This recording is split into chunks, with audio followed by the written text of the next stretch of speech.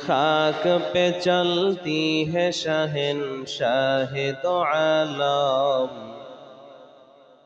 जिन खाक पे चलती है शहंशाह दो आलम, वो चश्म का सुरमा है मदीने की गली में। वो चश्म का सुरमा है मदीने की गली में।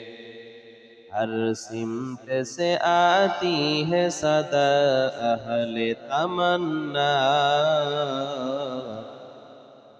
हर सिमत से आती है सदा अहले तमन्ना। महबूब का चर्चा है मदीने की गली में। महबूब का चर्चा है मदीने की गली में। ईमान का हासिल नहीं बेइश्क मदीना, ईमान का हासिल नहीं बेइश्क मदीना। मरने की तमन्ना है मदीने की गली में। मरने की तमन्ना है मदीने की गली में। अल्हम्दुलिल्लाह, अल्लाह पाकेर दरबारे लाख कोटी शुকর ও সুজুদ যে আল্লাহ রাব্বুল আলামিন আপনাকে আমাকে দয়া করে মায়া করে ভালোবেসে কোরআনের নিসবতে কোরআনের বাগানে আসার বসার তৌফিক দিয়েছেন। শুকরিয়া তান বলি আলহামদুলিল্লাহ। লক্ষ কোটি দরুদ ও সালাম বিশ্ব মানবতার কান্ডারি, মানবতার মুক্তির দিশারি, শাফিউল মুজনাবিন রাহমাতুল লিল আলামিন, নবিয়্যুল আরব ওয়াল আজম, হাবিবে কিবরিয়া আশরাফুল আম্বিয়া, সাইয়্যিদুল আম্বিয়া হযরত মুহাম্মদুর রাসূলুল্লাহ সাল্লাল্লাহু আলাইহি ওয়াসাল্লামের উপর সর্বোপরি শুকর যে আল্লাহ রাব্বুল আলামিন দুনিয়ার সমস্ত ঝামেলাকে উপেক্ষা করে, দুনিয়ার সমস্ত কাজকর্ম থেকে জুদা রেখে, দুনিয়াবি সমস্ত সকল থেকে ফারেক করে আল্লাহ তাআলার মহাব্বতে, নবীজির ভালোবাসায়, কোরআনের আকর্ষণে মহতি এই মজলিসে আসার তৌফিক দিয়েছেন।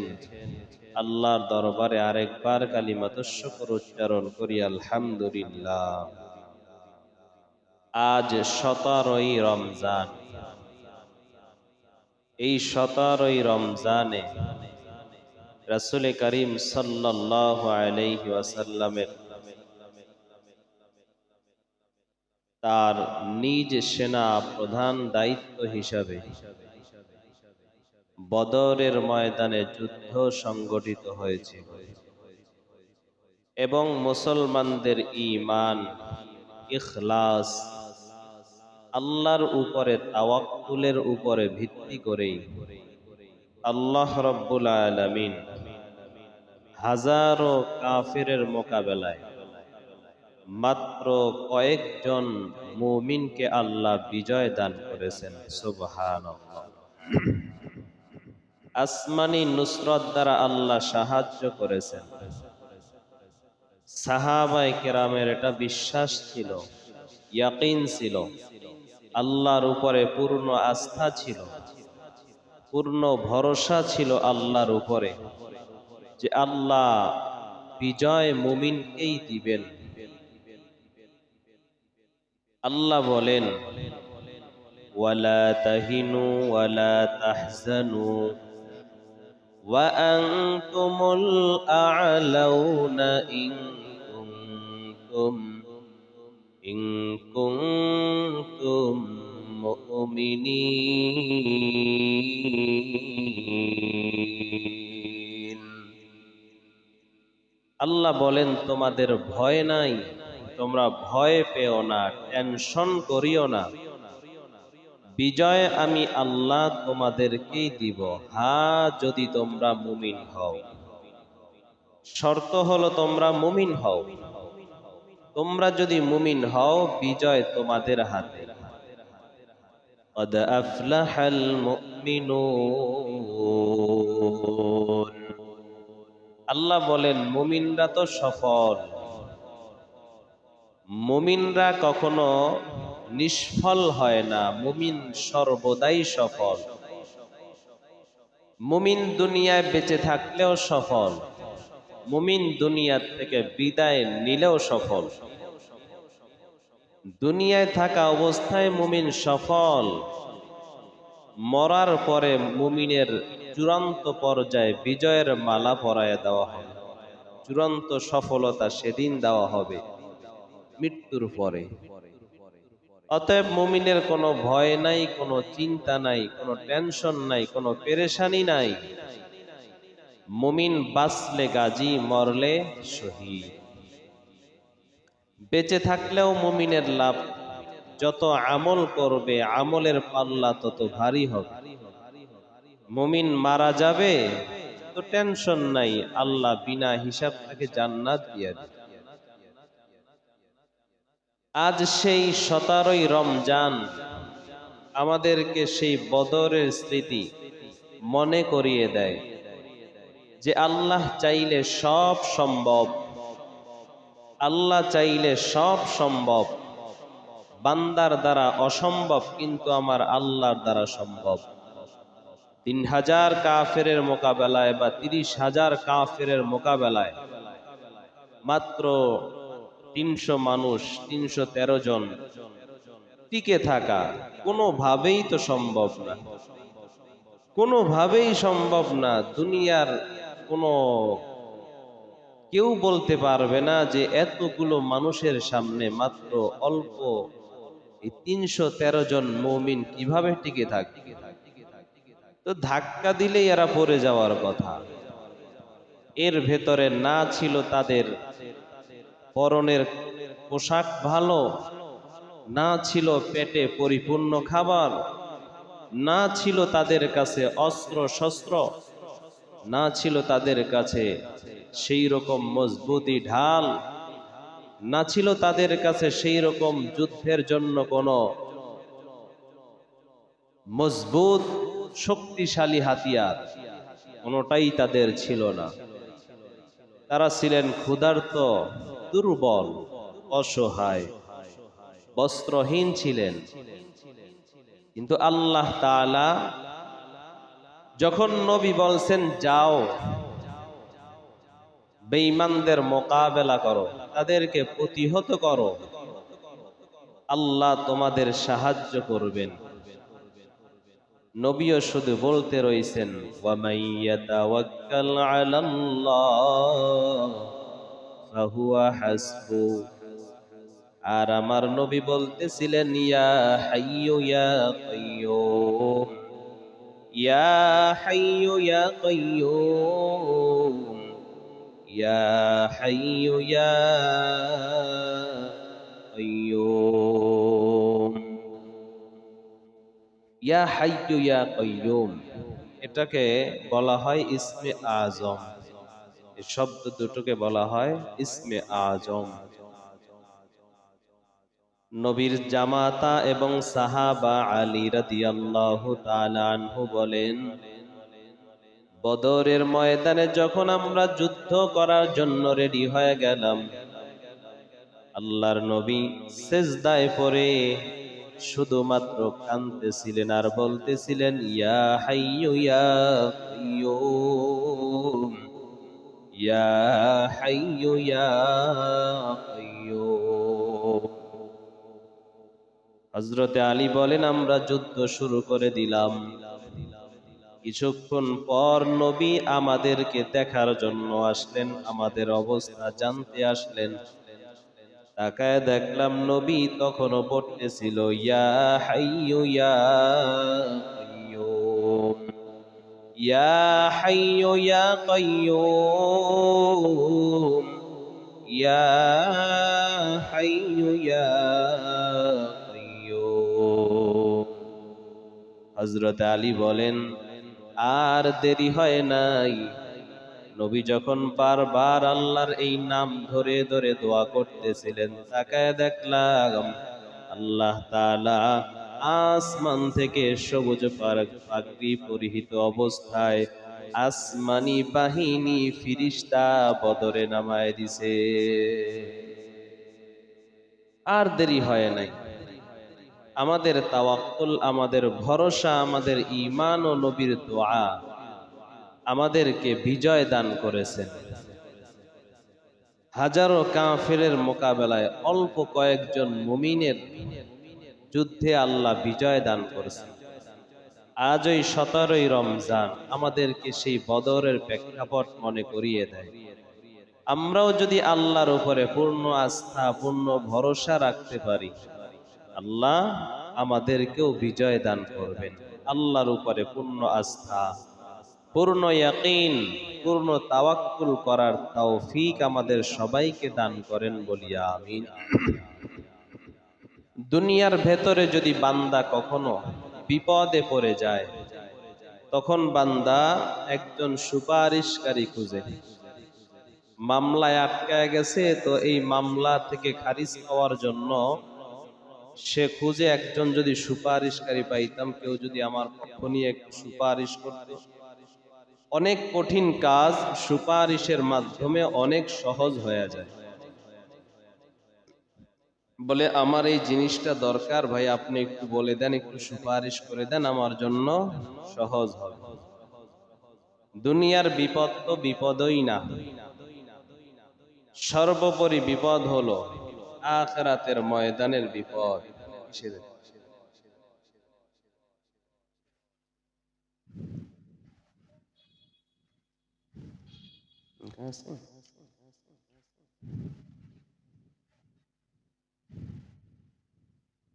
তোমার দাদু না? আচ্ছা, ঠিক আছে। দুনিয়ার বিপদ তো বিপদই না, আখিরাতের বিপদ হলো সবচেয়ে মারাত্মক, কঠিন। আল্লাহ বলেন সেটা হলো আজিম, বড় মারাত্মক। তো ওই বিপদে পইরাও বান্দা ওসিলা খুঁজবে, একজন সুপারিশকারিনী পাওয়া যায় যে আল্লাহর কাছে সুপারিশ করবে, আল্লাহ এই বিপদ থেকে রক্ষা করেন।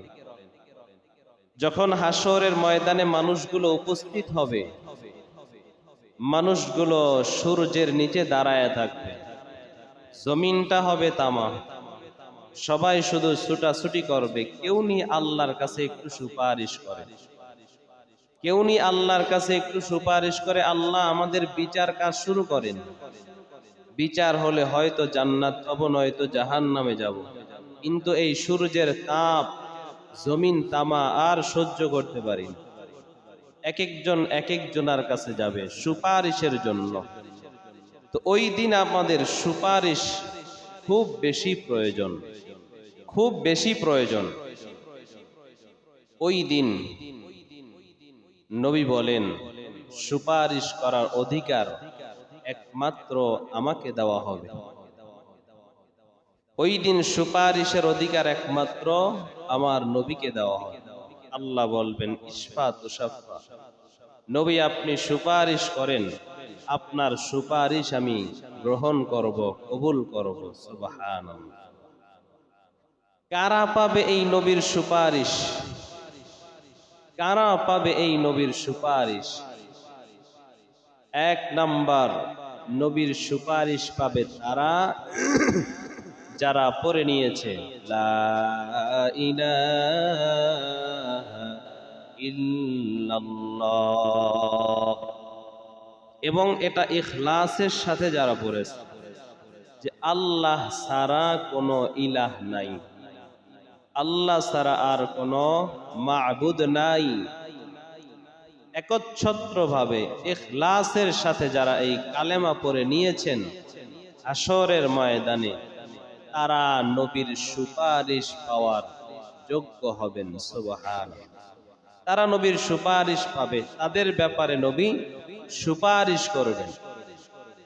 তবে কারো ভিতরে যদি শিরিক থাকে, বিন্দু মাত্র শিরিকের গন্ধ যদি কারো ভেতরে থাকে, তাকে নবী সুপারিশ করবেন না। আল্লাহ তাআলা বলেন, وأنذرهم يوم الآزفة إذ القلوب لدى الحناجر كاظمين। আল্লাহ তাআলা বলেন, ও পয়গম্বর, আপনি তাদেরকে সতর্ক করেন, আপনি তাদেরকে ভয় দেখান, আপনি তাদেরকে ওই দিন সম্পর্কে একটু সতর্ক করে দেন, যেই দিন তাদের দমটা কণ্ঠনালীতে আটকে যাবে, মারা যাবে অবস্থা এমন সময়। ওই সময়ের ব্যাপারে আপনি তাদেরকে বলে দেন, তাদের হানাজিরি কাযিমিন মা লিয-যালিমিনা মিন হামিমিন ওয়ালা শাফীঈন ইউতা। আল্লাহ তাআলা বলেন, যখন তাদের দম বন্ধ হয়ে যাবে অবস্থা, ওই সময় তাদের অন্তরঙ্গ কোনো বন্ধু তাদের কোনো কাজে আসবে না, তাদের কোনো বন্ধু তাদের কোনো উপকার করতে পারবে না। ওয়ালা শাফী, এবং তারা কোনো সুপারিশকারীও পাবে না, তাদের পক্ষে কেউ সুপারিশ করবেও না, করলেও তা গ্রহণ করা হবে না। আয়াতের ভেতরে আল্লাহ স্পষ্ট জানায় দিলেন, ও পয়গম্বর, যারা শিরিক করে আল্লাহর সঙ্গে, যারা শিরিকের গুনাহ করে, আল্লাহর সাথে যারা শরীক বানায়, এরা কোনোদিন কারো সুপারিশ পাবে না, কোনো অন্তরঙ্গ বন্ধু তাদের কোনো উপকার করতে পারবে না, এদের ব্যাপারে কেউ সুপারিশ করবে না, এদের ব্যাপারে কোনো সুপারিশ গ্রহণ করা হবে না। পয়গম্বরের সাহাবা আবু হুরায়রা রাদিয়াল্লাহু তাআলা আনহু বলেন, কুলতু ইয়া রাসূলাল্লাহ, মান আসআদুন নাসি বিশাফাআতিকা ইয়াউমাল কিয়ামা? ফাকালা লাকাদ যানানতু ইয়া আবা হুরায়রা আল্লা ইয়াসআলানি আন হাযাল হাদিসি আহাদুন আউয়ালু মিনকা লিমা রাআইতু মিন হিরসিকা আলাল হাদিস। আল্লাহর নবীর সাহাবা আবু হুরায়রা রাদিয়াল্লাহু তাআলা আনহু বলেন, ও পয়গম্বর, কিয়ামতের ময়দানে আপনার সুপারিশ পেয়ে, আপনার সুপারিশ পাওয়ার ব্যাপারে কে বেশি অগ্রাধিকার পাবে, কে বেশি অধিক সৌভাগ্যবান হবে আপনার সুপারিশ পেয়ে? আপনার সুপারিশ পাওয়ার ব্যাপারে কে অগ্রাধিকার পাবে? আল্লাহর নবী বলেন, আবু হুরায়রা, এমন প্রশ্ন করেছো আমিও জানতাম, এমন প্রশ্ন তোমার আগে আর কেউ করতে পারে না, কারণ হাদিস সংগ্রহের ব্যাপারে তোমার বড় ভূমিকা, তুমি হাদিস গ্রহণের ব্যাপারে খুব বেশি তৎপর থাকো, হাদিস পিপাসু তুমি। সাহাবায়ে কেরাম বলতেন, আবু হুরায়রা, তুমি বাড়িতেও যাও না, ঘরেও যাও না, বাহিরেও যাও না, সর্বদা নবীর দরবারে কেন পড়ে থাকো? আবু হুরায়রা বলেন, আমি কেন বাহিরে যাই না? আমি যেই সময়টা বাহিরে থাকব, ওই সময়টা যদি নবী একটা হাদিস শোনায় দেয়, তাহলে তো ওই হাদিসটা আমি মিস করলাম, আমি তো ওই হাদিসটা পাইলাম না। নবীর থেকে একটা কথাও যেন আমার থেকে ছুটে না যায়, এজন্য সর্বদা খাই আর না খাই, সর্বদা আমি নবীর দরবারে পড়ে থাকি। আল্লাহর নবী বলেন, তোমার যে আগ্রহ হাদিস গ্রহণের ব্যাপারে, হাদিস গ্রহণের ব্যাপারে তুমি যে তৎপর হয়ে থাকো, আবু হুরায়রাকে নবী ডাক দিয়া বলে, আমিও জানতাম এমন প্রশ্ন তোমার থেকে আগে কেউ আর করবে না। নবী আমার জানায় দেয়, আসআদুন নাসি বিশাফাআতি ইয়াউমাল কিয়ামা মান ক্বালা লা ইলাহা ইল্লাল্লাহ খালিসাম মিন কিলা নাফসিহি কিবালা নাফসিহি। আল্লাহর নবী জানায় দেয়, আবু হুরায়রা শোনো, কিয়ামতের ময়দানে আমার সুপারিশ পেয়ে ধন্য হবে সেই বান্দা, যেই বান্দাটা খালেস ভাবে নির্ভেজাল ভাবে পড়ে নিবে লা ইলাহা ইল্লাল্লাহ, যে নাকি ইখলাসের সাথে একচ্ছত্র ভাবে আল্লাহর জন্যই পড়বে লা ইলাহা ইল্লাল্লাহ। আল্লাহ ছাড়া অন্য কোনো ইলাহ নাই, আল্লাহ ছাড়া অন্য কোনো ইলাহ নাই, অন্য কোনো উপাস্য নাই, কেউ নাই, আছেন একমাত্র আল্লাহ। লা শারীকা লা, আল্লাহর সাথে কাউকে শিরিক করবে না, নির্ভেজাল ভাবে আল্লাহ একক, এটা যেই বান্দা মেনে নিবে এর উপরে মৃত্যুবরণ করবে, এই বান্দাটাই আমার সুপারিশ পেয়ে সর্বপ্রথম ধন্য হবে। সুবহানাল্লাহ। শর্ত হলো শিরিক করা যাবে না। আবু হুরায়রা থেকে বর্ণিত, আবু হুরায়রা বলেন, পয়গম্বর বলেছেন, হে উম্মত, দুনিয়াতে আমার আল্লাহ যত নবী রাসূল পাঠাইছেন সবাইকে আমার আল্লাহ একটা এমন দোয়া দিয়েছেন, যেই দোয়াটা হলো মুস্তাজাবুদ দোয়া, যেই দোয়াটা আল্লাহ কবুল করবেনই। প্রত্যেক নবীকে আল্লাহ এমন একটা দোয়া দিয়েছেন, বিশেষ একটা ক্ষমতা দিয়েছেন, নবী আপনি এই দোয়াটা করবেন তো আমি সাথে সাথে কবুল করব। যার ব্যাপারে করবেন, যা দোয়া করবেন আমি কবুল করে নিব। আপনার আমার নবী বলেন, আমার আল্লাহ প্রত্যেকটা নবী পয়গম্বরকে এমন একটা দোয়া দিয়েছেন।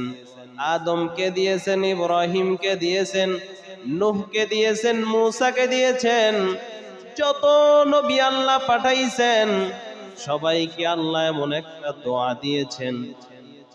আল্লাহর নবী বলেন, এ সাহাবা, প্রত্যেক নবী দুনিয়াতে তার দোয়া করে গিয়েছেন। প্রত্যেক নবীর সেই মুস্তাজাব দোয়া যেটা, সেটা তারা দুনিয়াতেই করেছে।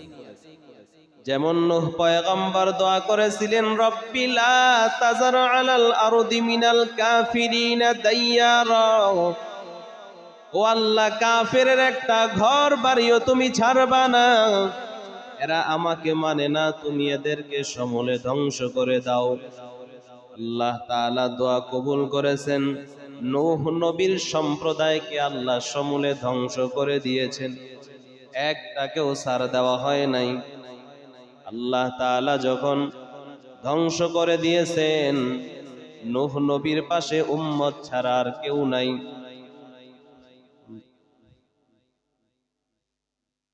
নূহ নবীর পাশে উম্মত ছাড়া আর কেউ নাই। এবার আল্লাহ বললেন, নূহ, তুমি কিছু মাটি নাও,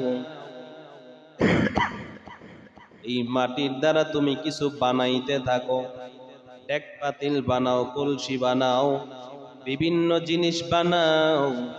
নূহ পয়গম্বর খুব সুন্দর করে বানাইলেন।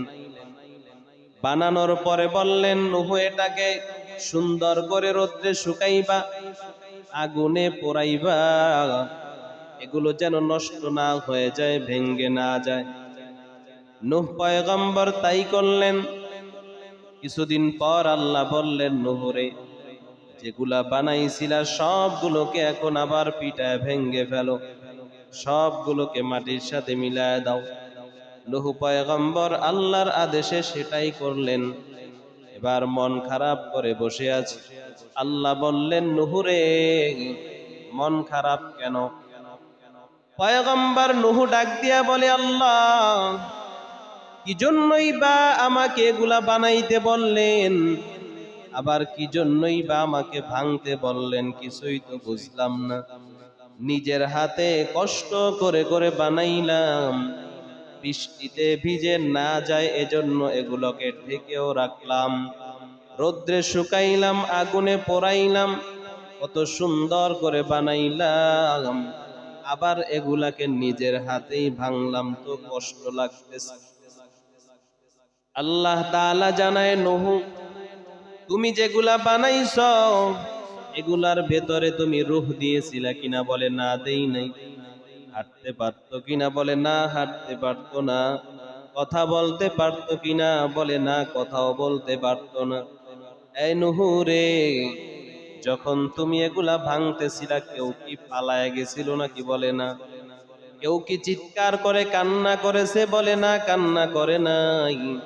আল্লাহ বলেন, নূহ যেটা হাঁটতে পারে না, কথা বলতে পারে না, দৌড়ায়া পালাইতে পারে না, এমন একটা জিনিস ভাইয়া যদি তোমার মনটা খারাপ হয়, তাহলে নূহ বলো, তোমার দোয়ার কারণে আমি আমার যেই বান্দাগুলোকে সমূলে ধ্বংস করেছি, ওরা যে কত চিৎকার করেছে বাঁচার জন্য, ওরা যে বাঁচার জন্য কত ছুটাছুটি করেছে, ওরা যে আমি আল্লাহর কাছে কত কান্নাকাটি করেছে। এরে নূহ বলো, আমার কতটা মায়া লাগছিল, আমার কতটা দয়া হয়েছিল, আমার কতটা কষ্ট হয়েছিল আমার এই বান্দাগুলোকে সমূলে ধ্বংস করতে। নূহ, কিন্তু আমি আল্লাহর ওয়াদার কারণে আমি তোমার দোয়াটা কবুল করেছি। তোমাকে আমি যেই মুস্তাজাবুদ দাওয়ার দোয়া দিয়েছিলাম সেটা তুমি করেছো, এজন্য আমার বান্দাগুলোকে আমি সমূলে ধ্বংস করে দিলাম। আল্লাহর নবী বলেন, প্রত্যেকটা নবীকে আল্লাহ এমন একটা দোয়া দিয়েছেন, যেই দোয়াটা নবী যার ব্যাপারে করবে, যেই জন্য করবে, আল্লাহ কবুল করে নিবেন। কিন্তু আবু হুরায়রা, আমাকে আমার আল্লাহ এমন একটা দোয়া দিয়েছেন, যেই দোয়াটা আমি চুপি চুপি আমার উম্মতের জন্য রেখে দিয়েছি, কাউকে জানাই নাই। আমি কিয়ামতের ময়দানে যখন দেখবো আমার উম্মত বেশি বিপদে পড়ে গেছে, আমি আমার ওই দোয়া আল্লাহর কাছে করে উম্মতকে ছাড়ায়া নিয়ে যাব। তবে শর্ত হলো, আমার যেই উম্মতের ভেতরে শিরকের গুনাহ থাকবে, শিরকের গুনাহ থাকলে সেই উম্মতের ব্যাপারে আমি সুপারিশ করব না, আর আল্লাহ সেই সুপারিশ গ্রহণ করবেন না। শিরিক ভেতরে রাখাই যাবে। কত ভাবে আমরা শিরিক করে ফেলি, কত ভাবে শিরিক করি। রাস্তায় বের হইছে, সফরে কোথাও যাবে, হঠাৎ হোঁচট খাইছে, বলে সামনে যাওয়া যাবে না, বাধা পড়ছে, সম্পূর্ণ শিরক। রাতের বেলায় ঘর ঝাড়ু দিয়া ময়লা বাইরে ফেলা যাবে না, লক্ষ্মী চলে যাবে, সম্পূর্ণ শিরক। কি বলে, ঘরের কোণা দিয়া কাক ডাকতে ডাকতে যাইতেছে, তো বলে ফেললো কোনো বিপদ আসতেছে, কেউ মারা যাবে হয়তো, সম্পূর্ণ শিরক। এ জাতীয় শিরিক আমাদের ভেতরে অভাব নাই, অভাব নাই, শিরিকের অভাব নাই। এ সমস্ত শিরিক থেকে নিজেকে বাঁচায় রাখা, শিরিক মুক্ত যদি থাকা যায়, আল্লাহ নবী বলেছেন যে কালেমা পড়েছে লা ইলাহা ইল্লাল্লাহ, আল্লাহ একক, এই স্বীকৃতি যে দিয়েছে, আর শিরিক মুক্ত থাইকা যে মারা গিয়েছে, আমি তার ব্যাপারে সুপারিশ করব, সেই সর্বপ্রথম আমার সুপারিশে ধন্য হন। অতএব নবীর শাফাআত পেতে হলে শিরিক মুক্ত ঈমান রাখতে হবে। শিরিক মুক্ত ঈমান রাইখা আল্লাহ নবীর সুপারিশ পাওয়ার তৌফিক আমাদের সবাইকে দান করেন বলিয়া আমিন। 2 নাম্বার, নবী বলেন আজানের পরে দোয়া পাঠ করা। আজানের পরে যে আমরা দোয়া পাঠ করি, এই দোয়াটা যারা পাঠ করবে সর্বদা, নবী তাদের জন্য সুপারিশ করবেন। সুবহানাল্লাহ। পয়গম্বরের সাহাবা হযরতে জাবের রাদিয়াল্লাহু তাআলা আনহু বলেন, মান কামা হিনা ইয়াসমাউন নিদা। হযরতে জাবের বলেন, নবী বলেছেন, যেই বান্দাটা আজানের আওয়াজ শোনার পর, আজানের পরে এই দোয়া পড়ে নিল, আল্লাহুম্মা রাব্বা হাযিহিদ দাওয়াতিত তাম্মা ওয়াস সালাতিল কাইমা আতি মুহাম্মাদানিল ওয়াসিলাতা ওয়াল ফাযিলা وابعثه مقاما محمودا الذي وعدته।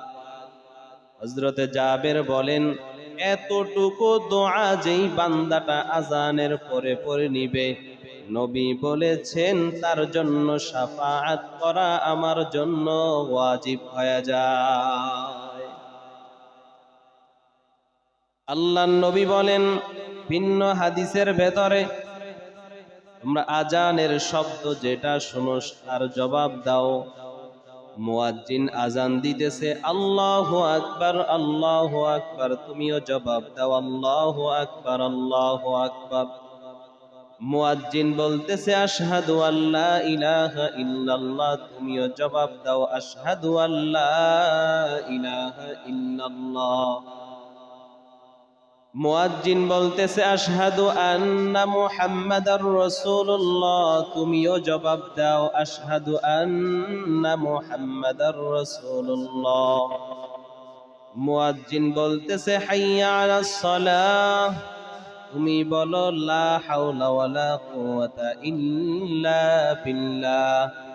মুয়াজ্জিন বলতেছে হাইয়া আলাল ফালাহ, তুমি জবাব দাও লা হাওলা ওয়ালা কুওয়াতা ইল্লা বিল্লাহ। মুয়াজ্জিন বলতেছে আল্লাহু আকবার আল্লাহু আকবার, তুমিও বলো আল্লাহু আকবার আল্লাহু আকবার। মুয়াজ্জিন বলে লা ইলাহা ইল্লাল্লাহ, তুমিও বলো লা ইলাহা ইল্লাল্লাহ। যদি ফজরের আজান হয়, মুয়াজ্জিন বলবে আসসালাতু খায়রুম মিনান নাওম, তুমি জবাব দাও সাদাকতা ওয়া বাররতা। আজানের জবাব দাও। আজান যখন শেষ হয়ে যাবে, তুমি নবীর উপরে একবার দুরূদ পড়ে নাও, আল্লাহুম্মা সাল্লি আলা মুহাম্মাদি ওয়া আলা আলি মুহাম্মাদ কামা সাল্লাইতা আলা ইব্রাহিম ওয়া আলা আলি ইব্রাহিম ইন্নাকা হামিদুম মাজিদ। আল্লাহুম্মা বারিক আলা মুহাম্মাদি ওয়া আলা আলি মুহাম্মাদ কামা বারাকতা আলা ইব্রাহিম ওয়া আলা আলি ইব্রাহিম ইন্নাকা হামিদুম মাজিদ। যদি বড় দুরূদ না পারো, অন্তত ছোট দুরূদ পড়ো, আল্লাহুম্মা সাল্লি আলা মুহাম্মাদ অথবা সাল্লাল্লাহু আলাইহি ওয়াসাল্লাম, এই ছোট্ট দুরূদ পড়ো। এরপরে দোয়া পড়ো, আল্লাহুম্মা রাব্বা হাযিহিদ দাওয়াতিত তাম্মা ওয়াস সালাতিল কাইমা আতি মুহাম্মাদানিল ওয়াসিলাতা ওয়াল ফাযিলা وابعثه مقاما محمودا الذي وعدته إنك لا تخلف الميعاد। যদি তুমি এই দোয়া পাঠ করতে পারো, আজানের জবাব দেওয়ার পরে যদি দোয়া পাঠ করো, তোমার জন্য জান্নাতের দরজা খুলে দেওয়া হবে। যে ব্যক্তি এই কাজ করবে, সে জান্নাতে প্রবেশ করবে। সুবহানাল্লাহ। দোয়ার ভেতরে কি বললাম? আল্লাহুম্মা রাব্বা হাযিহিদ দাওয়াতিত তাম্মা, আল্লাহ রাব্বা হাযিহিদ দাওয়াতিত তাম্মা, পরিপূর্ণ দাওয়াত, পরিপূর্ণ নামাজের দাওয়াত, ওয়াস সালাতিল কাইমা আতি মুহাম্মাদানিল ওয়াসিলাতা ওয়াল ফাযিলা, নামাজ কায়েমের কথাও বললাম, আবার রসুলকে বললাম আসসালাতি আতি মুহাম্মাদানিল ওয়াসিলা, মুহাম্মদ সাল্লাল্লাহু আলাইহি ওয়াসাল্লামকে ওসিলা হিসাবে আপনি উচ্চ মর্যাদা দান করেন, ওসিলা হিসাবে উচ্চ মর্যাদা দান করেন। আল্লাহর নবী বলেন জান্নাতের ভেতরে একটা স্থান আছে, একটা জায়গা আছে, ওই জায়গাটার নাম হলো ওসিলা। এই জায়গাটা আমার আল্লাহ তার একটা বান্দাকেই দান করবেন। নবী বলেন আমি আশাবাদী ওই ওসিলা নামক জায়গাটা আল্লাহ আমাকেই দান করবেন। অতএব যেই উম্মত ওই ওসিলা নামক জায়গাটা আমাকে দেওয়ার জন্য আল্লাহর কাছে দোয়া করবে, আমার নবীর জন্য তাকে সুপারিশ করা ওয়াজিব হয়ে যায় যে আমি যেন ওই ওসিলা নামক জায়গাটা পাই। আর এই ব্যাপারে আমার যেই উম্মত দোয়া করবে তাকে সুপারিশ করা আমি নবীর জন্য ওয়াজিব হয়ে যায়। সুবহানাল্লাহ। এই আজানের পরে দোয়াটা পড়া কত বড় দামি একটা ইবাদত না, কত গুরুত্বপূর্ণ একটা আমল। অতএব আজানের সাথে সাথে আজানের জবাবও দিব, আজানের সাথে সাথে জবাবের পরে আজানের পরে রবির উপরে দুরূদ পড়ব, এরপরে দোয়াটা পড়ব। আশা করা যায় নবীর সুপারিশ থেকে আমরা খালি যাব না। আশা করা যায় হাসরের ময়দানে নবী আমাদের পক্ষে সুপারিশ করবেন।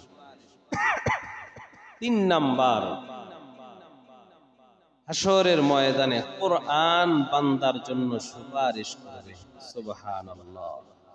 কোরআন বান্দার জন্য সুপারিশ করবে। নবী বলেন ইকরাউল কোরআন ফাইন্নাহু ইয়াতি ইয়াউমাল কিয়ামাতি শাফিআন লিআসহাবি। নবী বলেন কোরআন তেলাওয়াতকারীর জন্য কোরআন হাসরের ময়দানে আল্লাহর কাছে সুপারিশ করবে। এবং কোরআনের সুপারিশটা এত মজবুত, এত দামি কোরআনের সুপারিশ। কোরআন যেই বান্দার জন্য সুপারিশ করবে, কোরআনকে আল্লাহ এত ক্ষমতা দিবেন যে কোনো বান্দাকে জাহান্নামে দিয়া দিছে এমন বান্দাকেও সুপারিশ করে কোরআন জান্নাতে নিয়ে যাবে। এজন্য দরকার কোরআনের তেলাওয়াত, কোরআনের সাথে মোহাব্বত, কোরআনের সাথে সম্পর্ক। কোরআন আল্লাহর কাছে বলবে আল্লাহ আমি তোমার বান্দাকে অনেক কাজ থেকে বিরত রেখেছি, অনেক জিনিস তোমার বান্দাকে করতে দেই নাই, অনেক সময় আমি তোমার বান্দাকে আটকায় রাখছি। অতএব তুমি আমার সুপারিশ গ্রহণ করে নাও, আমার সুপারিশ গ্রহণ করে তুমি তোমার বান্দাকে জান্নাত দিয়া দাও। কোরআন সুপারিশ করবে, আল্লাহর সাথে কথা বলবে। কোরআন তো জিন্দা কোরআন, এই কোরআন এখনো বলে, কিন্তু আমরা শুনি না। কোরআন বান্দা পরে কোরআনের সাথে সম্পর্ক। কোরআন সর্বদা আল্লাহকে ডাইকা বলে আল্লাহ তোমার যেই বান্দা আমাকে মোহাব্বত করে, আমাকে তেলাওয়াত করে, আমাকে বুকে লাগায়, আমাকে চুমা দেয়, তুমি তার সম্মান বাড়ায় দাও। ও আল্লাহ তুমি তার ঘরের ভেতরে বরকত দিয়া দাও। আল্লাহ তুমি তোমার এই বান্দার ঘরের ভেতরে রহমত নাজিল করে দাও। পক্ষান্তরে যেই ঘরে তেলাওয়াত হয় না, যেই ঘরে কোরআন অবহেলিত অবস্থায় থাকে, ওই ঘর থেকেও কোরআন সর্বদা আল্লাহর কাছে বদদুয়া করতে থাকি আল্লাহ তোমার যেই বান্দা আমাকে অপমান করেছে, লজ্জিত করেছে, লাঞ্ছিত করেছে, তোমার ওই বান্দাকেও তুমি লাঞ্ছিত করো। তোমার যেই বান্দা আমার খোঁজ খবর নেয় না, তুমিও তোমার বান্দার খোঁজ খবর নিও না। আয় আল্লাহ তোমার বান্দা আমাকে যেমন অবহেলিত অবস্থায় রেখেছে, তুমিও তোমার বান্দাকে অবহেলার পাত্র বানায় দাও। কোরআন ঘরে বৈশা বদদোয়া করে। ঘরের ভেতরে টেলিভিশনটাকে প্রতিদিন সুন্দর করে মুছে ধুলা না পড়ে যায়, বড় দামি চাদর দিয়া, মখমলের চাদর দিয়া টেলিভিশনটা ঢাইকা রাখছে। কিন্তু ঘরের কোনায় কোরআন, বাবা মারা যাওয়ার পরে কাফনের কাফন দিয়া কোরআন রে পেঁচায় রাখছে।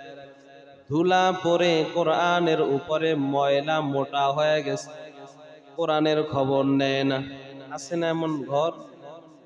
কত ঘরের ভেতরে কোরআনের পৃষ্ঠাগুলো ওই পোকায় খেয়ে ফেলছে, কোনো খবর নাই। পোকায় গিয়া কোরআনের ভেতরে বাসা বাঁধছে, কোনো খবর নেই। একদিন কোরআনটাকে ধইরাও দেখে না, কোরআনটাকে একটু মুছেও না, একটু পরিষ্কারও করে না। অথচ কোরআন যদি একটু বুকে লাগানো যায়, একটু চুমা দেওয়া যায়, কোরআনের মোহাব্বত যদি দিলের ভেতরে লাগানো যায়, এই কোরআনও বান্দার জন্য সুপারিশ করবে। হিন্দুস্তানে একটা এলাকা ছিল বহু আগে, যেখানে মানুষগুলো অত দিন ধর্ম জানতো না, নামাজ কালাম অতটা জানতো না। যার মানুষ মারা গেলে জানাজার জন্য ইমাম খুঁজে পাওয়া যাইত না। একবার এক আল্লাহর বান্দা ইন্তেকাল হয়ে যাওয়ার পর মানুষজন লাশটাকে নিয়ে দাঁড়ায় রইছে যে কাউকে নি জানাজার জন্য পাওয়া যায়। কেউ নাই, জানাজা পড়ানোর মতো কেউ নাই। মুন্সি তমিজউদ্দিন নামে এক আল্লাহর বান্দা, তিনি সরকারি চাকরি করতেন, কিছু কোরআন হাদিস জানতেন। আল্লাহর বান্দা রাস্তার কিনারা দিয়া যখন যাইতেছেন, তাকায় দেখলেন মানুষের ভিড়। নেমে বললেন, কি ব্যাপার, এখানে ভিড় কেন? বলে, আমরা একজন জানাজার ইমাম খুঁজতেছি, আমাদের একটা ভাই মারা গিয়েছে, তাকে জানাজা দেওয়ার মতো কেউ নাই, আমরা একজন যদি পাইতাম জানাজা দিয়া দিতাম। আল্লাহর বান্দা ডাক দিয়া বলে, আপনারা যদি অনুমতি দেন, আমি কোনো আলেম না, তবে জানাজার জন্য যতটুকু দরকার আমি অতটুকু পারি, জানাজা আমি পড়ায় দিতে পারবো। বলে, ঠিক আছে, তাহলে ভালো হয়, জানাজা পড়ায় দেন। জানাজা পড়ায় দিল। বলে, জানাজা যেহেতু পড়াইলাম, মাটিটাও একটু দিয়া যাই। আল্লাহর বান্দা নিজের লাশ রাইখা মাটি দিয়া আবার চলে গেলেন। অফিসের সামনে যাওয়ার পরে তাকায় দেখে অফিসে ঢোকার জন্য যেই কাঠ, সেই কাঠ পাওয়া যায় না। চিন্তা করল, আমার সেই কাঠটা কোথায় গেল? হঠাৎ মনে আসলো, আমি যে কবরে নামলাম, হয়তো ওই কবরের ভেতরেই পড়ে গেছে। আবার চলে আসছে, এসে বলে, ভাই, আমার চাকরি বাঁচানোর জন্য আপনাদের কবরটা একটু তল্লাশি করা দরকার, হয়তো কবরের ভেতরে আমার কাঠটা পড়ে গেছে। সবার অনুমতি নিয়া কবর খনন করেছে। একটু যখন কবর ফাঁকা করেছে, দেখে এত সুঘ্রাণ আসতেছে। আরেকটু ফাঁকা কইরা দেখে, একটু পূর্বে যেই কবরটাকে সবে মাত্র লাশটাকে দাফন করা হলো, এই কবর তো আর কবর নাই, ফুলের বাগান হয়ে গেছে, তাজা তাজা ফুল ফুটে আছে। সুবহানাল্লাহ। আল্লাহর বান্দা বলে, এই বান্দার কোনো আত্মীয় স্বজন আছে নাকি? খোঁজ নিয়া দেখে তার স্ত্রী জিন্দা আছে। আল্লাহর বান্দার বাড়িতে গিয়া বলে, তোমার স্বামীর কি এমন আমল ছিল, আমাদেরকে একটু শোনায় দাও। আল্লাহর বান্দি বলে, আমার স্বামীর তেমন কোনো আমল তো ছিল না, সাধারণ মানুষ ছিলেন, যা কিছু আমল পারতেন করতেন। তবে ওই যে আমাদের তাকের উপরে এক জিলদ কোরআন, ওই কোরআনটা আমার স্বামী হাতের মধ্যে নিয়া পড়তে পারতেন না, শুধু লাইনের উপরে আঙ্গুলগুলো টানতেন আর বলতেন, ये भी सच्चा है, ये भी सच्चा है, ये मेरा खुदा की कलम है। আঙ্গুল টানতেন আর বলতেন, এটাও সত্য, এটাও সত্য, এটা আমার আল্লাহর কালাম। এটাই দেখতাম প্রতিদিন আমার স্বামী কোরআনটাকে বুকে লাগাইতেন আর কোরআনের লাইনের উপরে আঙ্গুল টানতেন, আর চোখের পানি সেরে সেরে কান্না করতেন আর বলতেন, মালিক তোমার কালাম পড়তে জানি না, যদি পড়তে পারতাম কতই না ভালো লাগতো রে আল্লাহ। আয় আল্লাহ, পড়তে জানি না কিন্তু আমি তোমার কোরআনকে মহাব্বত করি। আয় আল্লাহ, তুমিও আমাকে মহাব্বত করিও। আল্লাহর বান্দা বলে, তোমার স্বামীর এই কোরআনের মহাব্বতের কারণেই হয়তোবা আল্লাহ তোমার স্বামীর কবরকে ফুলের বাগান বানায় দিয়েছে। এজন্য কোরআনের মহাব্বত দিলে রাখে, কোরআনটাকে একটু ধরা, কোরআনটাকে একটু চুমা দেওয়া, কোরআনটাকে সকাল সন্ধ্যা দৈনিক একবার হলেও একটু স্পর্শ করা, একটু খোঁজ খবর নেওয়া।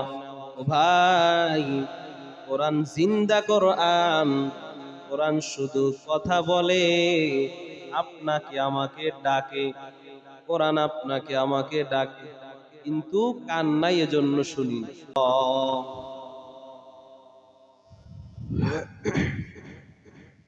লা ইলাহা ইল্লাল্লাহু মুহাম্মাদুর রাসূলুল্লাহ।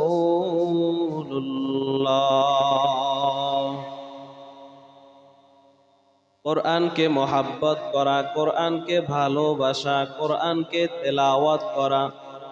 নবী বলেন, কোরআন যেমন বান্দাকে সুপারিশ করিয়া জাহান্নামী বান্দাকেও যেমন জান্নাতে নিয়ে যাবে, আবার কিছু বান্দা এমন হবে বান্দাকে আল্লাহ জান্নাত দিয়ে দিবেন, কিন্তু কোরআনের সাথে দুনিয়ায় তার সম্পর্ক না থাকার কারণে কোরআন জান্নাত থেকে বের কইরা বান্দাকে জাহান্নামে ফালায় দিবে। এজন্যই কোরআনের সাথে ভালো সম্পর্ক রাখা।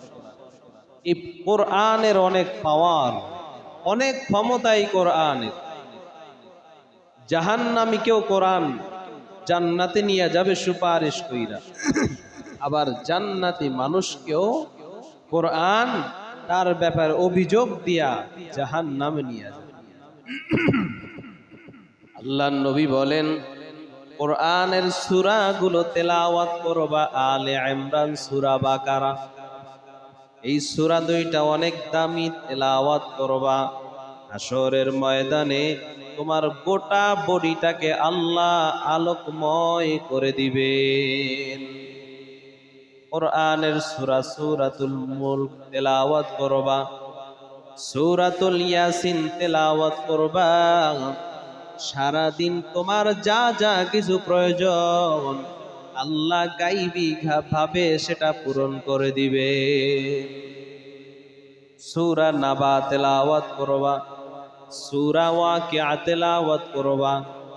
সাহাবা গালেবান আব্দুল্লাহ ইবনে আব্বাস ইন্তেকালের সময় আর ভক্তবৃন্দ আশেপাশের মানুষগুলো ডাক দিয়া বলে, তুমি যে মারা যাইতেছ, তোমার সন্তানদের জন্য তুমি কি রাইখা গেলা, কি পরিমাণ সম্পদ রেখে গেলা, তোমার পরবর্তীতে তোমার সন্তানরা কি করে খাবে?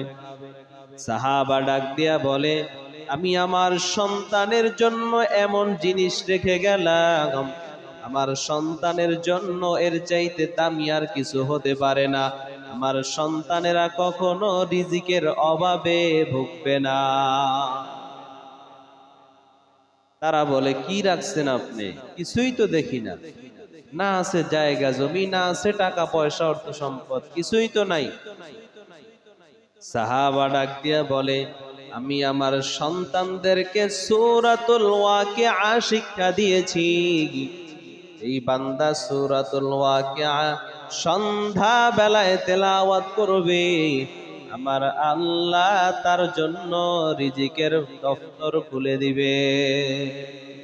রিজিক নিয়ে টেনশন করতে হবে না, আল্লাহ সময় মতো তাকে রিজিক পৌঁছায় দিবে।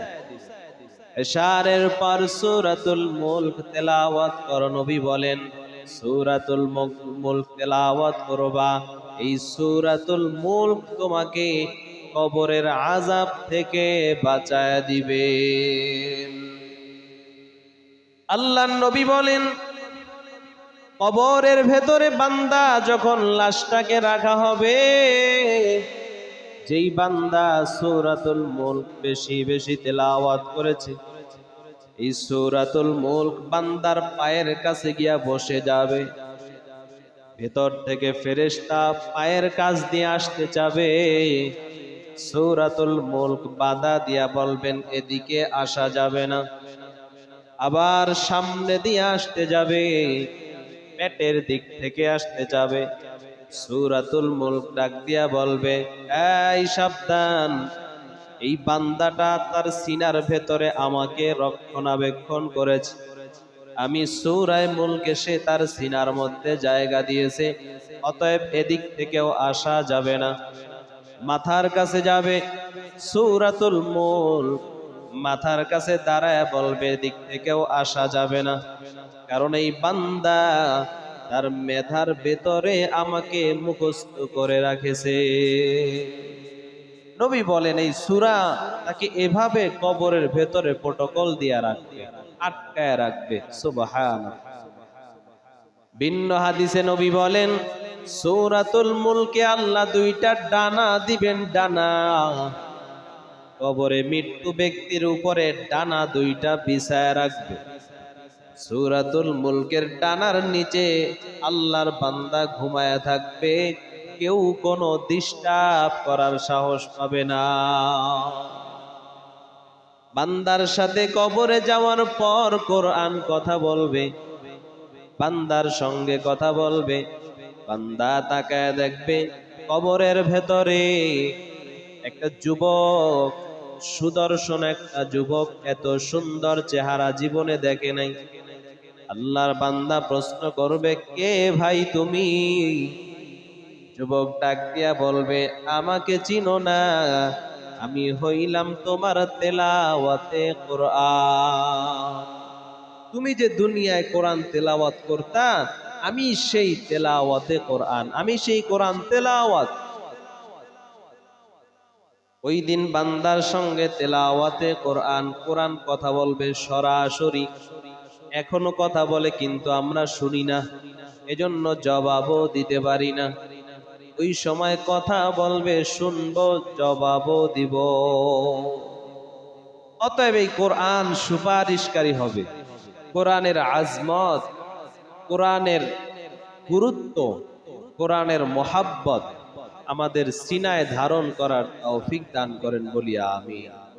4 নাম্বার সুপারিশকারী হবে রোজা।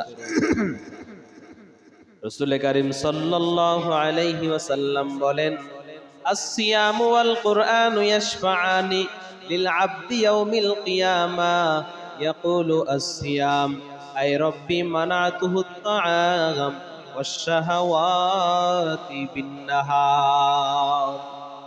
হাশরের ময়দানে রোজা আল্লাহর সামনে দাঁড়ায়া সুপারিশ করবে, আল্লাহ, আমি হইলাম রোজা, তোমার বান্দাকে আমি দুনিয়াতে দিনের বেলায় খাইতে দেই নাই, দিনের বেলায় তার শাহওয়াত পুরা করতে দেই নাই।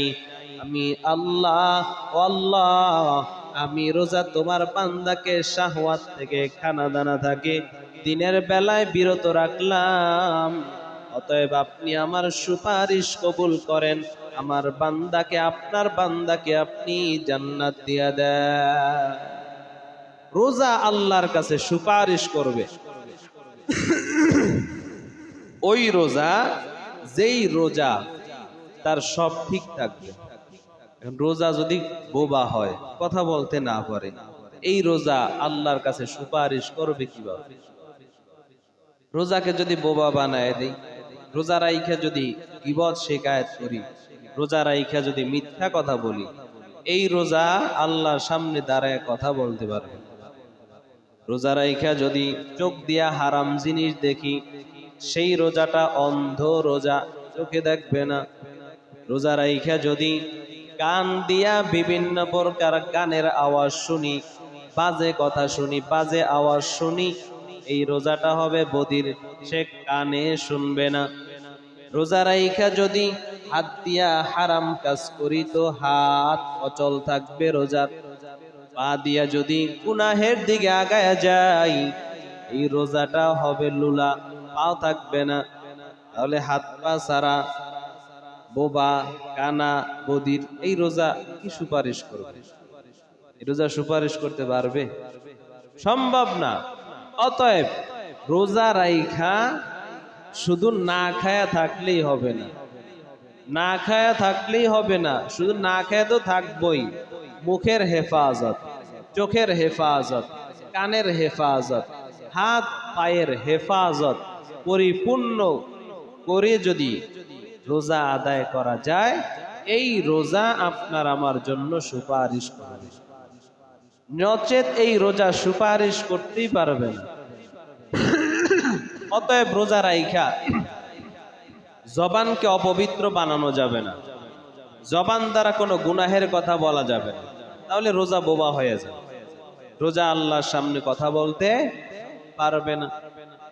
চোখ দ্বারা হারাম জিনিস দেখা যাবে না, কান দ্বারা হারাম শোনা যাবে না, হাত দ্বারা হারাম ধরা যাবে না, পা দ্বারা হারাম কাজ করা যাবে না, হারাম দিকে আগানো যাবে না। এরকম সঠিক সুস্থ রোজা আল্লাহর দরবারে পেশ করার তৌফিক দান করেন বলিয়া একটা সুস্থ রোজা আল্লাহকে উপহার দেওয়া, যেই রোজা আপনার আমার জন্য সুপারিশকারী হবে, আপনার আমার জন্য সুপারিশ করবে। 6 নাম্বার। 5 নাম্বার, বেশি বেশি সেজদা করা।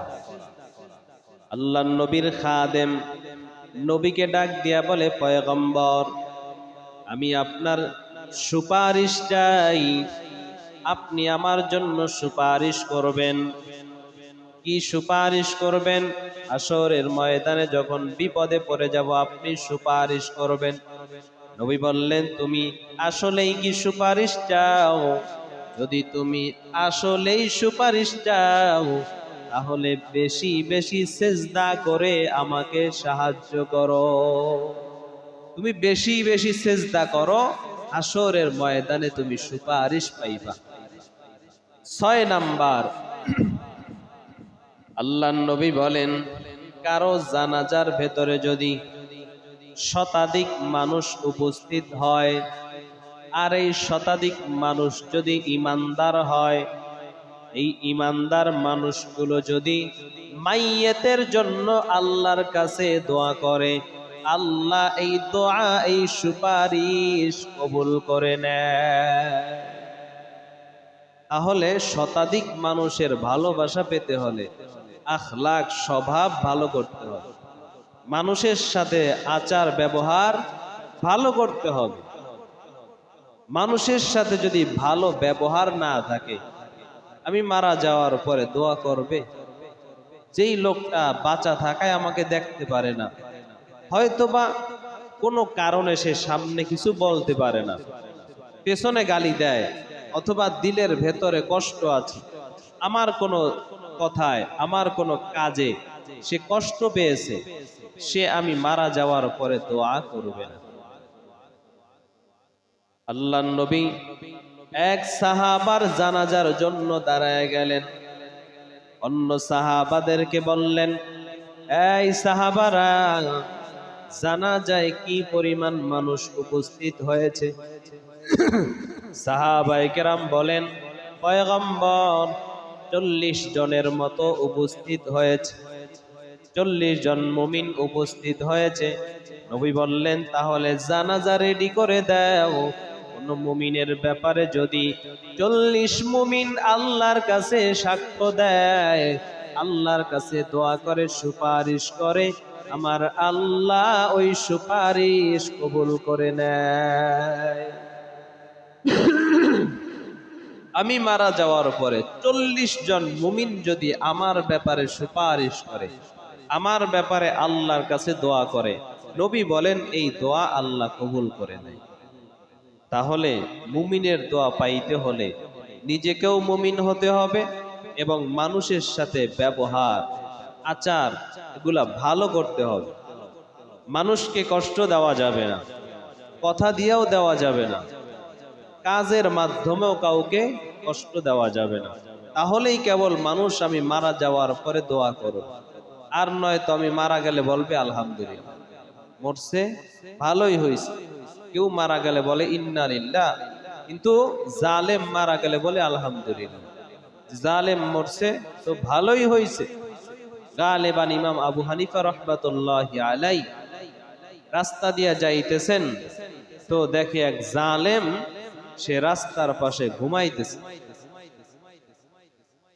হুজুর ডাক দিয়া বললেন যে জালেম সজাগ থাকার থেকে ঘুমায়া থাকা অনেক ভালো, কারণ যতক্ষণ ঘুমায়া থাকবে অতক্ষণ অন্যায় করবে না, কারো ক্ষতি করবে না। একটু পরে আবার বলেন যে না, জালেম ঘুমায়া থাকার থেকে মরে যাওয়া আরো ভালো। ঘুমায় গেলে তো সামান্য সময় মানুষ নিরাপদ, আর মরে গেলে আজীবনের জন্য মানুষ নিরাপদ। তো জালেম মারা গেলে কেউ দোয়া করবে না। অতএব আমার দ্বারা যেন কেউ কষ্ট না পায়, মানুষকে কষ্ট থেকে বাঁচানো।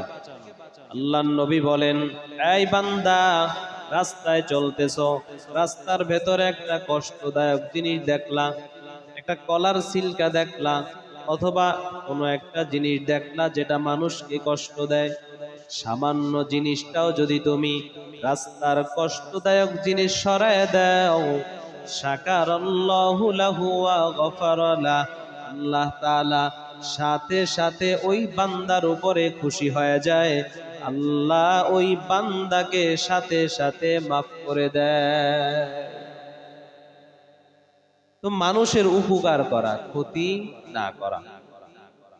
6 নাম্বার, যে কোনো ব্যক্তির জানাজায় যদি শতাধিক মানুষ উপস্থিত হয় আর সবাই যদি এই বান্দার ব্যাপারে সুপারিশ করে, আল্লাহ এই সুপারিশ কবুল করেন। অথবা নবীর ওই হাদিস, কোন 40 মুমিন যদি মাইয়েতের ব্যাপারে দোয়া করে, সুপারিশ করে, আল্লাহ তার সুপারিশকে কবুল করে নেয়। এজন্য জানাজার ভেতরে যে দোয়া, এই দোয়াটা খুব সুন্দরভাবে শিখে নেওয়া। শুধু যে এই দোয়াটা জানাজাই পড়তে হয় বিষয়টা এমন না, অন্য সময়ও এই দোয়াটা করা যায়। আল্লাহুম্মা গফির লি হাইয়িনা ওয়া মাইয়িতিনা ওয়া শাহিদিনা ওয়া গায়িবিনা ওয়া সাগীরিনা ওয়া কাবীরিনা ওয়া যাকারিনা ওয়া উনসানা। আল্লাহুম্মা মান আহইয়াইতাহু মিন্না فأحيه على الإسلام ومن توفيته منا فتوفه على الإيمان اللهم اغفر لحينا আল্লাহ আমাদের জীবিতদেরকে মাফ করে দেন, ওয়ামাইয়িতিনা মৃতদেরকেও মাফ করে দেন, ওয়াশাহিদিনা যারা উপস্থিত তাদেরকে মাফ করে দেন, ওয়াগাইবিনা যারা অনুপস্থিত তাদেরকে মাফ করে দেন, ওয়াসাগীরিনা যারা ছোট তাদেরকে মাফ করে দেন, ওয়াকাবীরিনা যারা বড় তাদেরকেও মাফ করে দেন, ওয়া যাকারিনা সমস্ত পুরুষকে মাফ করে দেন, ওয়া উনসানা সমস্ত নারীদেরকে মাফ করে দেন। আল্লাহুম্মা মান আহইয়াইতাহু মিন্না, আল্লাহ আপনি আমাদের থেকে যাদেরকে আপনি জীবিত রাখবেন, ফাআহইহি আলাল ইসলাম আমাদের তাকে আপনি ইসলামের উপরেই জিন্দা রাখেন, ওয়ামান তাওয়াফাইতাহু মিন্না আর আমাদের যাদেরকে আপনি মরণ দিবেন, ফাতাওয়াফাহু আলাল ঈমান ঈমানের সাথেই মরণ দান করিয়ে। মানে এই দোয়াটার ভেতরে কোনো একটা পয়েন্ট বাদ নাই, সব দুনিয়ার যা যা আছে আখিরাতের সব এই দোয়াটার ভেতরে ঢুকানো। ছোট থেকে বড়, উপস্থিত থেকে অনুপস্থিত, সব নারী পুরুষ সবার জন্য মাগফিরাতের দোয়া, সবার জন্য দুনিয়ায় বেঁচে থাকার জন্য ইসলামের দোয়া, এবং মৃত্যুটাও ঈমানের সাথে মৃত্যুর দোয়া। এই দোয়াটা ভালোভাবে শিখে নাও। অনেক সময় তো এমন হয় সন্তান মা বাবার জানাজায় দাঁড়াইছে, কিন্তু সন্তান দোয়াটা পড়তে পারে না। বাবার জানাজায় দাঁড়ায় সন্তান জানাজার নামাজে দাঁড়ায় এই দোয়াটা পড়তে পারে না। অথচ কত দামি একটা মূল্যবান একটি দোয়া। দোয়াটা শিখে নেওয়া, এবং শুধু জানা যায় না, মাঝে মধ্যে মোনাজাতেও এই দোয়াটা করা, মোনাজাতেও আল্লাহর কাছে এই দোয়াটা করা। আল্লাহ তাআলা যেন হায়াতের জিন্দেগিতে ইসলামের উপরে রাখেন, মরণটা যেন ঈমানের সাথে মরণ দেয়। আর ঈমানের সাথে মরণ হলে তো আর টেনশনই নাই, বিনা হিসাব জান্নাত দিয়ে দেবে। তাহলে 6 নাম্বার, সুপারিশ পাওয়ার জন্য নিজেকে ভালো হতে হবে, যাতে করে আমার জানাজায় মানুষ শরীক হয়ে অন্তত 40 জন মুমিনও যদি আমার জানাজায় শরীক হয়ে আমার ব্যাপারে সুপারিশ করে, তো আল্লাহ এই সুপারিশ ফিরায় দিবেন না, এই সুপারিশ আল্লাহ কবুল করে নেবেন। 7 নাম্বার, নেককার মানুষের সান্নিধ্য অর্জন করা। আল্লাহ তাআলা বলেন, ইয়া আইয়ুহাল্লাযীনা আমানুত্তাকুল্লাহ ওয়া কুনু মা'আস সাদিকিন। আল্লাহ তাআলা বলেন, হে ঈমানদারেরা, আমি আল্লাহকে ভয় করো, ওয়া কুনু মা'আস সাদিকিন, এবং নেককারদের সাথী হয়ে থাকো। নেককারের সাথী হয়ে থাকো, নেককারদের মজলিসে বসো, আল্লাহ ওয়ালা উলামায়ে কেরামের মজলিসে বসো, তাদের দিকে তাকাও। আল্লাহর নবীর সাহাবা আব্দুল্লাহ ইবনে আব্বাস রাদিয়াল্লাহু তাআলা আনহু বলেন, ও আখিরি নবীর উম্মতেরা, তোমরা নবী পাইবা না, তোমরা নবী পাইবা না, সাহাবীও পাইবা না। তোমরা যদি হক্কানি কোনো আল্লাহ ওলি পাও, কোনো আলেম পাও, তাদের দিকে তাকাইবা কেমন যেন তুমি নবীর দিকেই তাকাইলা, তাদের সঙ্গে মুসাফা করলা কেমন যেন নবীর সঙ্গে মুসাফা করলা। একজন হক্কানি আলেমকে তুমি সম্মান করলা, শ্রদ্ধা করলা, কেমন যেন তুমি নবীকেই সম্মান করলা। নেককারদের সাথে থাকো। আল্লাহ বলছেন নেককারদের সাথে থাকো। তাদের সঙ্গে থাকলে কি হবে? নেককারের উপরে যে আল্লাহর রহমত বর্ষণ হয়, এই রহমতের কিছু অংশ তুমিও পাইবা। আতরের দোকানে গেলে যেমন আতর না কিনলেও কিছু ঘ্রাণ পাওয়া যায়, কর্মকারের দোকানে গেলে লোহা জাতীয় কিছু না কিনলেও ধোয়া ময়লা কালি কিছু পাওয়া যায় ফ্রি। আল্লাহ ওয়ালাদের দরবারে গেল, নেককারদের মজলিসে গেল, তুমি নেককার না হইতে পারো, কিন্তু নেককারের কিছু গুণাগুণ তুমি পেয়ে যাইবা। আর সামান্য সময় একজন নেককারের মজলিসে বসে থাকা, নবী বলেন 100 বছর ইবাদত করে তুমি যা না পাইবা, সামান্য সময় নেককারদের মজলিসে বসার কারণে আল্লাহ এই পরিমাণ নেক তোমাকে আল্লাহ দিয়ে দিবে। এজন্য নেককারদের মজলিসে বসো। এই নেককারদের কারণে, নেককার মানুষকে যখন আল্লাহ জান্নাত দিবে, তো এই নেককার মানুষটা তোমার জন্য সুপারিশ করবে, আমি তার সুপারিশ কবুল করে নিব। এজন্য নেককারদের সোহবত উঠানো, নেককারদের সাথে থাকা, ঈমানটাকে শিরিক মুক্ত করা, আজানের পরে দোয়া পড়া, কোরআনের মহাব্বত সিনায় ঢুকানো, কোরআন সুপারিশ করবে, রোজাটাকে সঠিকভাবে আদায় করা, বেশি বেশি সেজদা করা, নেককারদের সাথে থাকা, বেশি বেশি সেজদা করা। এই যে মাহে রমজান মাস, কত সুবর্ণ সুযোগ, শেষ রাতে তাহাজ্জুদ, সাহরি খেতে তো উঠি সবাই, একটু আগে উঠা 2 রাকাত, 4 রাকাত, 8 রাকাত, যে যে কয় রাকাত পারি, যদি একটু তাহাজ্জুদের নামাজ আদায় করি, কত গুরুত্বপূর্ণ মূল্যবান এই সময়টা। কত মূল্যবান এই নামাজটা। সেজদা নিজের আমল নামায় যে যত বেশি পারি তত অর্জন করে নেওয়া। আল্লাহ নবীকে ডাক দিয়া বলেন, অমিনাল লাইলি ফাতাহাজ্জাত বিহি নাফিলাতান লাক আসা আন ইয়াবআসাকা রাব্বুকা মাকামাম মাহমুদা। আল্লাহ নবীকে বলেন, উঠেন নবী, আর ঘুমায়েন না, উঠেন, নামাজে দাঁড়ায়া যান, তাহাজ্জুদ পড়েন, আমি আপনাকে মাকামে মাহমুদ, সম্মানের সুউচ্চ জায়গা আমি আপনাকে দান করব। সর্বোচ্চ সম্মানের জায়গা আমি আল্লাহ আপনাকে দান করব। আপনি তাহাজ্জুদ করেন। ফরজ নামাজ ৫ ওয়াক্ত হওয়ার আগে তাহাজ্জুদের নামাজ ছিল ফরজ, কিন্তু যখন ৫ ওয়াক্ত ফরজ হয়ে গেল, তাহাজ্জুদ শিথিল হয়ে গেল। তবে মর্যাদা, এর দাম মোটেও কমে নাই। আগেও যেমন দাম ছিল, দাম মর্যাদা সবটাই ঠিক আছে, কিন্তু আগে ফরজ ছিল, এখন শিথিল করে দেওয়া হয়েছে। আল্লাহ তাআলা এই সময়টা বান্দাকে ডাকতে থাকেন, বান্দা আসো, আমার কদমে সেজদা দাও, তোমার কি লাগবে, যা লাগবে আমি আল্লাহ তোমাকে দান করব। তুমি শুধু আমার কাছে চাও, চাওয়ার মতো চাও, আমি আল্লাহ তোমাকে দিয়া দেব।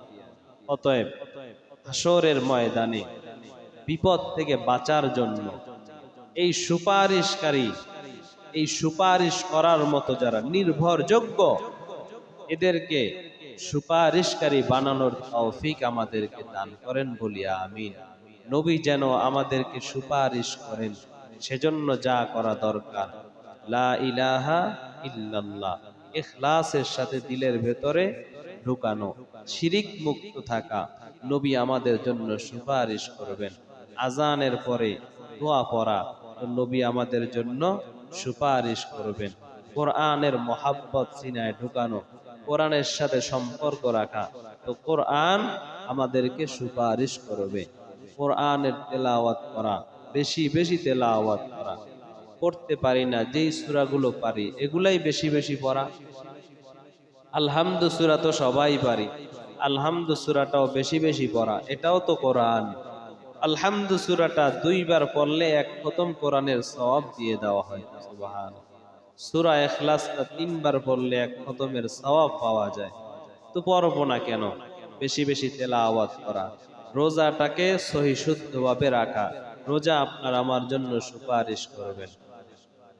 নেককারদের সাথে থাকা, বেশি বেশি সিজদা করা, এই ৫-৭টা সুপারিশকারী যদি ঠিক কইরা, হ্যাঁ, যদি কবরে যাওয়া যায়, আর প্রত্যেকটা সুপারিশকারী এমন যাদের সুপারিশ আল্লাহ কবুল করেছেন, আল্লাহর ওয়াদা, এতগুলো যদি আমাদের জন্য সুপারিশ করে, তো জাহান্নামে যাওয়ার তো আর সুযোগই নাই। কোরআন একদিকে টান দিবে, নবীর, আল্লাহ নবী একদিক দিয়ে টান দিবে, রোজা একদিক দিয়ে টান দিবে, তো জাহান্নামে যাওয়ার সুযোগ কোথায়? এর পরেও যদি, এত সুযোগ থাকার পরেও যদি জাহান্নামী হতে হয়, তো আপনার আমার চেয়ে কপাল পোড়া বদনসিব আর কে হবে? আল্লাহ আমাদের সবাইকে, এই সুপারিশকারীদেরকে সুপারিশকারী বানায়া দুনিয়া থেকে বিদায় নেওয়ার তৌফিক দান করেন বলি আমিন। দুরূদ শরীফ পড়ি। আল্লাহুম্মা সাল্লি আলা মুহাম্মাদিন ওয়া আলা আলি মুহাম্মাদ কামা সাল্লাইতা আলা ইব্রাহিম ওয়া আলা আলি ইব্রাহিম ইন্নাকা হামিদুম মাজিদ।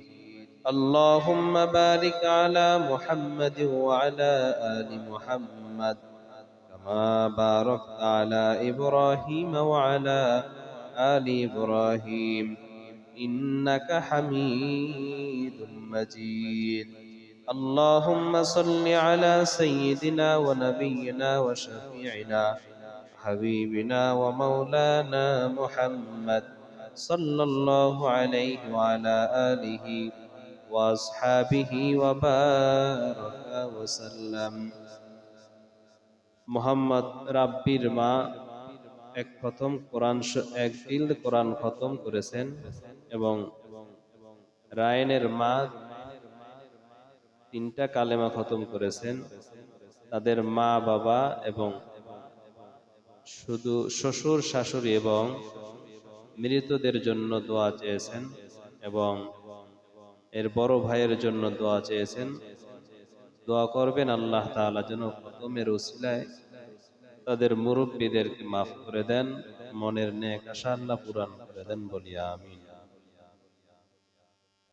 ফারদিন আজাদ তাসদিদের দাদু দুইটা কোরআন খতম করেছেন এবং একটি ইয়াসিন খতম করেছেন। আল্লাহ তাআলা তাদের খতমের পরিপূর্ণ সওয়াব তাদের মুরব্বীদের কবরে পৌঁছায় দিক, বলি আমিন। মোহাম্মদ আলী নূর তার স্ত্রী একটি কালেমা খতম করেছেন। মৃত মুরব্বীদের জন্য দোয়া চেয়েছেন। আল্লাহ তাআলা তার মৃত যারা আছে সকলকে আল্লাহ তাআলা মাফ করে জান্নাতবাসী করেন, বলি আমিন। মরহুম আব্দুল মান্নান শেখ তার স্ত্রী দুইটি কালেমা খতম করেছেন। একটি তার মৃত স্বামীর জন্য এবং আরেকটি মৃত মুরব্বীদের জন্য। দোয়া করবেন আল্লাহ তাআলা খতমের সওয়াব পরিপূর্ণ তাদের কবরে পৌঁছায় দিক, বলি আমিন। এবং মোহাম্মদ স্বাধীন সাহেবের স্ত্রী একটা কোরআন খতম করেছেন তার বাবা এবং শ্বশুরের জন্য। আল্লাহ তাআলা সকলের খতমগুলোকে কবুল করেন। যাদের জন্য খতম করেছেন তাদের কবরে আল্লাহ সওয়াব পৌঁছায় দেন, বলি আমিন। আস্তাগফিরুল্লাহ রাব্বি মিন কুল্লি যামবি ওয়া আতুবু ইলাইহি লা হাওলা ওয়ালা কুওয়াতা ইল্লা বিল্লাহিল আলিয়্যিল আযীম। আস্তাগফিরুল্লাহাল্লাযী লা ইলাহা ইল্লা হুয়াল হাইয়ুল কাইয়্যুম ওয়া আতুবু ইলাইহি লা হাওলা ওয়ালা কুওয়াতা ইল্লা বিল্লাহিল আলিয়্যিল আযীম। আলহামদুলিল্লাহি রাব্বিল আলামিন। الصلاة والسلام على سيد الأنبياء والمرسلين وعلى آله وأصحابه أجمعين. ربنا ظلمنا أنفسنا وإن لم تغفر لنا وترحمنا لنكونن من الخاسرين. ربنا آتنا في الدنيا حسنة وفي الآخرة حسنة وقنا عذاب النار. اللهم اجعلني في عيني صغيرا وفي أعين الناس كبيرا. আয় আল্লাহ তাআলা রব্বুল আলামিন 17ই রমজান দিনের বেলায় রোজা রাখা অবস্থায় আপনার কিছু বান্দা বান্দিকে নিয়ে হাত তুলেছি রে আল্লাহ। দীর্ঘ সময় পর্যন্ত কোরআন ও হাদিস থেকে যাহা কিছু আলোচনা করলাম, যারা শুনলো আমাদের উভয়কে সহি কথাগুলোর উপরে আমল করার তৌফিক দান করেন। আয় আল্লাহ তাআলা আমাদের জিন্দেগীর সমস্ত গুনাহগুলোকে আপনি মাফ করে দেন রব্বুল আলামিন। মেহেরবানি করে আমাদেরকে উত্তম জাযা ও খায়ের নসিব করে দেন। আয় আল্লাহ তাআলা মাহে রমজানের যে কয়টা রোজা রেখেছি আপনি কবুল করে নেন। বাকি রোজাগুলো সুস্থতার সাথে সহি তরিকায় আদায় করার তৌফিক দিয়ে দেন। আয় আল্লাহ তাআলা মেহেরবানি করে আপনার খাঁটি বান্দা হিসাবে আমাদেরকে কবুল করে নেন। গোটা মুসলিম উম্মার কবরগুলোকে আপনি জান্নাতের বাগান করে দেন রব্বুল আলামিন। গোটা দুনিয়ার মুসলিম উম্মাকে আপনি দ্বীনের জন্য কবুল করে নেন। সকলের ইজ্জত জান মালের নিরাপত্তা আপনি দান করেন আল্লাহ। আয় আল্লাহ তাআলা আমাদের প্রত্যেকের মনের নেক মাকাসাদগুলো আপনি কবুল করে নেন। আয় আল্লাহ তাআলা মোহাম্মদ রাব্বির মা একটা কোরআন খতম করেছে, আয় আল্লাহ আপনি কবুল করে নেন। মনের নেক আশা আপনি পূরণ করে দেন। মুরব্বীদের কবরে সওয়াব পৌঁছে দেন। রায়ানের মা